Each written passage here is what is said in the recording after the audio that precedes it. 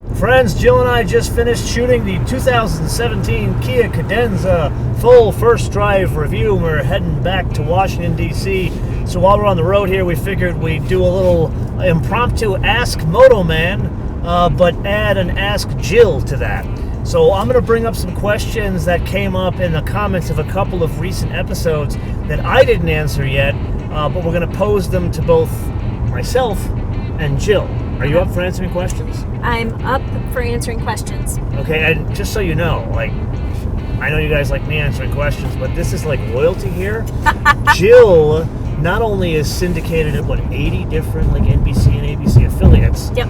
But she is also, like, the Grand El Duce of the Midwest Auto Writers Association. Automotive Media Association. Whatever but, we call it. Mama. That's anyway, what we call it, Mama. She lives in Chicago, Mama here. I am the chief Mama. She is the chief El Duce. So if you want to see the full first drive review or the outside of this car, go to the other episode. I'll put a link.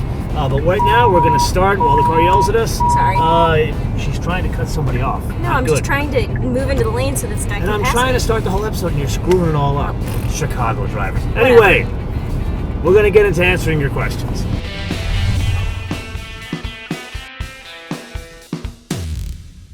You ready for the first question? I'm ready for the first question. Are you sure? I'm really sure. Okay, so here's a question I have just before we get into the first question. Okay. Have you driven the ND Miata? I have. Okay, good. That's part and parcel to this. Okay. The question is this. It actually comes from a previous Ask MotoManTV segment, the one I shot driving the ND Miata. Okay. Now, if you've driven the ND Miata, you probably know where I'm going with this. I have a very good idea. Okay.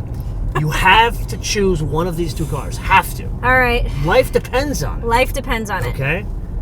ND Miata or Fiat?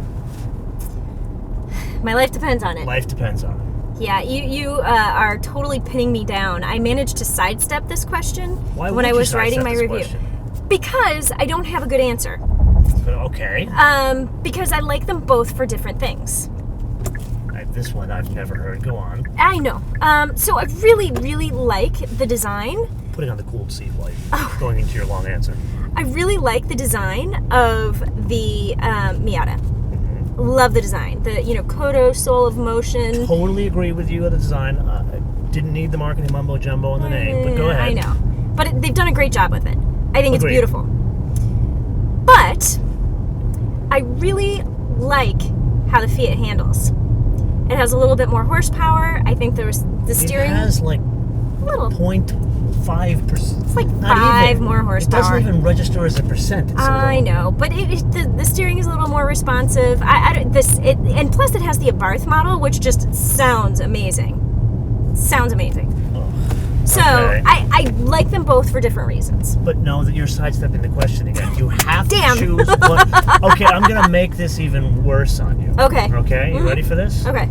If you don't decide, not only does your life depend on it, but your husband and your sister's. Really, You're no fun. I know I'm no fun. I'm making you decide. You're making me decide. I'm making you decide. And I don't want to hear any, preamble. I want a decision. Miata. Why? You said you didn't want preamble. Okay, that's preamble. I'm a post-amble. I'm good for post-amble. Because I like how it looks better than I like how the Fiat looks. And the driving dynamics, the difference is so small that I would rather have something that looks nice than drives better. That is okay. I will accept that answer. Thank you. My answer is very simple. Yeah. Absolutely the ND Miata. Okay. For the same reason. Okay. I will go a step further and say that the Fiat is a horrible design. It is forced. They took the old 124, which was a beautiful car. Okay. And they forced it on the bones of a Miata. And I can understand from a business perspective why the two companies agreed on this. Miata or Mazda, they amortize the cost of production and development over 2 vehicles, so they make more money. Great, because I want them to be around. And Fiat did it because they don't have the money or really the know-how. I shouldn't say know-how. They don't have the money or really the focus on the business to create a vehicle like that. Okay. Okay? Yep. That was simple. We got that. Simple-ish. Okay. Next question. Okay. You sure you're ready for the next question? No, but go ahead. Okay, now this one is somewhat related to this car. Okay. Okay. A comment came in from Dennis Kim. Okay, on YouTube. And it came in on the Genesis G90 tech review. Okay. And his comment, really not so much a question, but his comment was he would never spend $60,000 or more on a car like the G90. He would always probably spend the 20 grand more and get the BMW or the Mercedes. Okay? Mm-hmm. That was his statement. Okay. But I'm going to turn it around to you. Okay. You are in the market for a really nice luxury car. Okay. Okay, this is a nice car and a near luxury car, but it is not a really nice luxury car, meaning S-Class, BMW 7 Series, LS400, Jag, whatever you want to call it. Okay? If you had to choose, again, life depends on it. Uh-huh. What would you choose? A really nice luxury car. Really nice luxury car. And remember the choices: S-Class, 7 Series, Jaguar, Lexus, and you can throw the Genesis in there. Right. But I want to know the reasoning after you give me the answer. I don't like your choices. Okay, and then tell me what you would choose. Well, no. So first, from the things that you gave me, the thing that I would choose is the BMW 7 Series. Really? And the reason Finally, for that, a definitive answer from you. it's a definitive answer because I like the technology in the 7 Series. What about the technology in 7 Series do you like? I like the gesture control. I know it's not really well defined just yet. You are a dork. But I am a dork. Yeah. Come on, we've already established Yes. that with the fact that I play Pokemon Go. I am a dork. It's You're totally gonna fine. admit that again on I'm camera. going to admit it again on camera. I'm a dork. But the technology is really cool, and I think the idea of gesture control, of course, I'm going to tell you, and I talk with my hands, so a whole bunch of bad things could happen there. Can I just point something out? Mm-hmm. Actually, you know what? I'm going to save that for the next question. Go on. I'm sorry. I just think that I like the technology. There's just a lot of neat stuff there, from the night vision capability to, and so take all of that cool technology and combine it with the fact that BMW is a great driving car, and I think you have a really nice package. So do you like the way the 7 drives over the S? Yes. Okay. So for the avoidance of doubt, you would pay the extra $20,000 to $30,000 to get the BMW over the Genesis. Okay, so we've already established that I'm cheap. Yes. I don't know that I would. So you would be open, and we're kind of going off-road here, I'd like to point out. I know. This is like a gravel, I was trying to access avoid road. gravel roads, and it keeps sending me on gravel roads. Okay, Sorry. so we're doing gravel roads. Yeah. So I guess we're going back to the first drive review of the 2017 Kia Cadenza, and we're doing an off-road segment now. Yeah. They loved my patrol segment. I guess we'll do it in the Kia. Yeah. So again, going back to the Kia Hyundai world. Right. You're saying you're cheap, so are you going back on your answer? You said you can throw in the G90. Yes. But, I mean, if you're asking me if money is no object, Yeah. I would probably go with the BMW 7 Series. Being However, if you're actually throwing real money that I'm going to spend into the equation, Yeah. I might go for the Genesis. I haven't might. driven it. So Okay, I can't definitively I will recuse say. you from that. Thank you. I will answer this now. Okay. Because I've driven the G90, I've driven the 7, I've driven the S-Class, I've driven the Jag and the Lexus. I've driven all of those cars in that segment. If I have to choose, my life depends on it as the car shakes from the road you have put us on. If I have to choose, and none of my viewers are going to be surprised about this answer. Okay. It's the Mercedes S-Class. Okay. Absolutely. Okay. The Mercedes S-Class is just the gold standard. Okay. Am I saying that the BMW is a bad car or the Genesis is a bad car? No. I was shocked. Look, cows. I was shocked how good the Genesis was. Like, it is head and shoulders above the Equus it replaces. It is now a competitive product, and very, very, very competitive when you consider, they didn't tell us the prices, but I'm guessing between 65 and 70 to start. I'm guessing. Well, I mean, that's where the previous Genesis kind of left off. Equus, Kind of. Equus. Or, yeah, Equus. It was a Sorry. Hyundai Genesis with the lower Yeah. model. The S-Class, there's no way you're getting an S-Class for less than 100 grand. So I know I'm saying this is another 30 grand minimum difference. But the way I look at this, and this is going to sound like a complete arrogant jackass, I firmly believe that if you can afford that price of vehicle, and most of my viewers know I don't have any liking towards financing cars or leasing cars. If you can finance, I'm not even gonna reference leasing. If you can finance a maybe a $70,000 car, Okay. something tells me you can do the same thing for $100. You can scratch up some more money down or afford the difference. Right. I would do the S-Class. Okay. And for me, it's not the brand, it's the driving dynamics, it's the technology in the car, it is the amazing engine, and it is, frankly, the way the car looks. Well, I did recently have the S550 Convertible, and I will say that was a lot of fun to drive. It was a little creepy. I did activate their, do they call it the dynamic control? Yes. I activated that. I was on a long drive up to Michigan, and I had my hands on the wheel, and I'd be driving along, and the car would be like, yeah, I don't like your line, and it would just kind of shove me. And it was a little bit weird for me. Now tell me, when did you have that car? Probably a month ago. And it was to put the avoidance of doubt, it was the S, meaning it's got a back seat. It wasn't an SL. No. It was the S, so it was the S-Class Convertible. Yes. Awesome. Yeah. It's an amazing car, isn't it? It was really nice. It's pretty special. It is very special. We're really off-roading here. I know. I mean, really, I was really trying off-roading. to, like, the car kept trying to put me on gravel roads, and I was like, well, I'm going to stay on the paved things, and then the paved road turned into a gravel road. I hope you guys can even see this footage because it's even shaking the cameras a little bit. Yeah. Shall we go to the next question? Well, I do want to say one more thing with regard to luxury cars. Okay. If I were going to buy a car, Yeah. And I was going to put some serious money down, I would want a BMW M5 with a manual transmission. And now do you see why we love Jill? She has just redeemed herself. See, that's why I didn't like any of your choices. None of them had a manual. But I said you had to choose. I know. Most of my viewers know I would probably never own Right. an S-Class sedan. I would have the S65 Coupe. Okay. Or really the convertible now. Okay. Yeah, no, I the totally conversion's would. really nice. Not my cup of tea Right. at all. Like, I am totally a Lotus guy through and through. I do not like owning practical cars.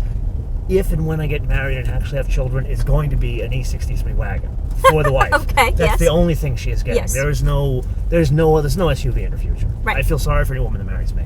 Yeah, no, my husband and I feel the same way. Okay, so, good. So, yeah. well, you know how I feel about your husband, so Well, I'm not going to get on that topic. Whatever. Okay, so you ready for the next question? I'm ready for the next question. Okay, here we go. And this now, you brought it up. Mm-hmm. Okay, so this is more your own question. This is almost like me reading mean tweets. Oh, It's great. me reading mean comments. You would be shocked. So you are Italian, I am Greek. Yes. You would be shocked how many viewers complain about how I talk with my hands. Oh, okay. Okay? Mm-hmm. And they're like, oh my God, you're so distracting because you talk with your hands. And what I don't understand is, A, I'm Mediterranean. We can't talk without our hands. And B, what's so effing distracting about me talking with my hands? Well, so that's my question. What is so distracting about people talking with their hands? I don't know, but you know the old joke, right? With Yeah. how do you shut up in Italian? You make him sit on his hands. Yeah. Yeah. So you get it. I get it. I totally So get it. you understand this. I understand this. So I don't understand why these people just have this issue with the talking with the hands. I don't get it either. Okay, anyway, Yeah. let's go to the next question. You know what? How about we have a topical question? Okay. Okay? And it should be about the car we're in. Okay. Yes. Okay, because I know people are going to ask this question. Okay. Would I actually buy this? Huh. Okay. So Yes. my question to you is, here's your car. We already know this is $44,000, the one we're sitting in right now. Would you buy it? And if not, what would you buy? If you got to spend 40, again, I don't know why the life-dependent comments come up. Your life depends on it. You got to get one. And 44 grand. 44,000. And it's got to be in this segment. You can't come back with an M5. Okay, so you say in this segment. So Yeah. we're looking at Toyota Avalon. Toyota Avalon. We're looking at Nissan Maxima, Buick LaCrosse. Buick LaCrosse. You This know car. what? For good measure. Mhm. Because I'm so generous. Mm-hmm. I am so kind and giving, I'll even throw in Chrysler 300. Okay, but not a Hemi. Not a Hemi. No 'Cause Hemi. It's a totally different car. Okay, no Hemi. No Hemi. Got to be a V6. This car. Over the Buick LaCrosse. I haven't driven the Buick LaCrosse, and they Over the Nissan Maxima. Yeah. Really? Yeah. Okay, now why this car over the Nissan Maxima? I'm a little surprised. So what I will say is Nissan Maxima has some super comfortable seats. Yeah. And that is Space my seats or NASA seats. yeah, the ergonomically We correct. are really going off-roading.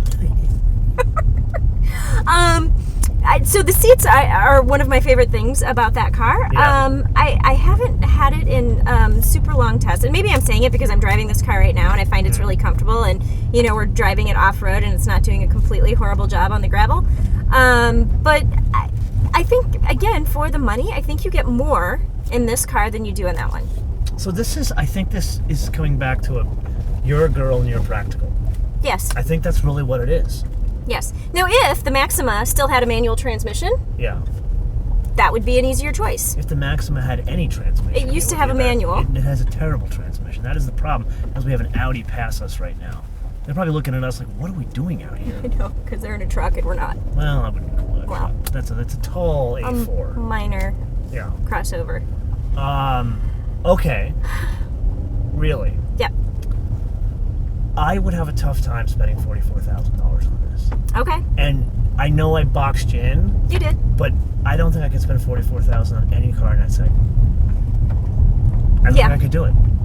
I mean, I think the Maxima is probably like the next best option. Any car in that segment. I know. Like 44 Gs, the first thing my brain goes to, and this is a wonderful car. I would argue this is more competitive than the Maxima. It's more competitive, definitely more competitive than the 300. Well, and that's why I would want this, is because it's more very competitive. Right. And I think I really like what they did from a design perspective. I think they really cleaned up just a very odd, unfinished design. Right. And now they actually make it work. But my money all day long, the first thing I would think is like, well, I would want more driving dynamics over this, which would mean I'd have to get the rear drive car. I wouldn't buy the 300. I'd immediately think 44. Well, I can get a CTS for that, or I can get a C4. Oh, maybe not a 450 AMG Sport, but I could probably get a really kitted out C300. Yeah, but I mean, you're still talking about like everything is an option in that car. But so you're not going to get it tricked out. I could get most of the stuff I want. I could get the sunroof. I could probably get the cooled seats. I don't know that you could. I think you could. I don't think you can. I totally think you could. Okay. Okay. While we're on a roll of this choosing them, I'm going to ask you a question. Okay? Okay. Okay, you ready for this? Okay.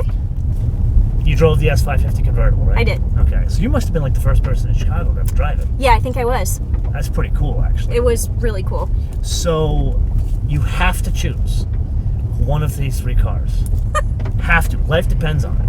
Again. Okay. Okay, yes. Sisters, now parents and everything. Okay. Everybody done. Got it.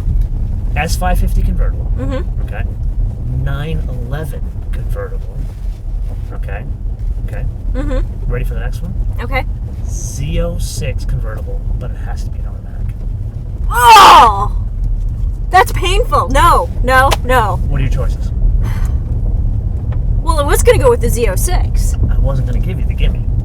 Okay, I'm not going to make it easy. I'm still going to go with the Z06. With the automatic. With the automatic. Okay. Okay. Because I don't need to have anybody in the back seat. Okay. That's true. You're still cool like that. You haven't become a parent yet. I haven't become a parent yet. Okay, so now, do you want to leave a question for the audience? What do you want to know from the audience? What do I want to know from the audience? Well, we're literally off-roading. How do I get back to the hotel? What do I want to know from the audience? Can I go classic? Absolutely. Love classics. Okay, so classic. Yeah. 50s, 60s, and 70s. Yeah. If you could buy any classic car and and restore it to original, so you can't put a new engine in. You've got to stay with the original engine. As it was born. As it was born. Yes. What would you buy? That is like asking how long is a piece of string. People could go with like a 250 GTO Ferrari, which is gazillions of dollars, or they can go with a Triumph Stag, which is not a gazillion dollars. No, but that's okay. You know what? I'll go with you on it because Okay. it's a nice open-ended question, and it'll start a good discussion. Okay. Okay. So the question is very simple. It's got to be 50s, 60s, or 70s. So Yes. it cannot be like a UR Quattro because that wouldn't qualify because that's in the 80s. yes. Okay. Yep. 50s, 60s, or 70s, what classic car would you pick and restore? And I think we should add why would you pick that car. Okay. And I want the full story. Like, you pick it because, your dad took you for ice cream in the car, or because that was your first car back in the day when you met your wife, or whatever the case may be. So, what car from the 50s, 60s, and 70s would you pick? And why? Yes. Okay, let me know in the comments below or via our social media, MotoManTV all one word, MotoManTV all one word, Facebook, Twitter, and Instagram. And with that, I want to leave you with two things. Number one, make sure you download our fancy new mobile application, which, did you download my app yet? You have an app? She is so fired. She is so fired. So fired. Download the damn app. She's like a 13-year-old girl on the stupid phone. Anyway, download the app. And then number two, we should leave them with a fun fact. Okay, yes, fun fact. You give them a fun fact. Oh. How about a fun fact about Jill? A fun fact about Jill. Yeah. Does it need to be relating to cars, or? It could be anything you want. It's got to be interesting, though. You know, it can't be my favorite color is yellow. We can't do that. Gosh, you're really putting me on the spot. Haven't you figured this out by now? That's what I do. Okay, because I don't think my parents will ever see this, the fun fact about me is I managed to scare away 2 people who held me up at gunpoint just by saying no. What? Yeah. You scared away people who are gonna literally, they did put a gun to your head. Yes. And they walked away? They ran away from me. Because you said no. I said no. In all your 4'11" stature. And I said, no! Really loud again, and they ran away. I have cut out the majority of the story because she rambled on a lot, but that was basically all you needed to hear. So, until we see you next time, bis später.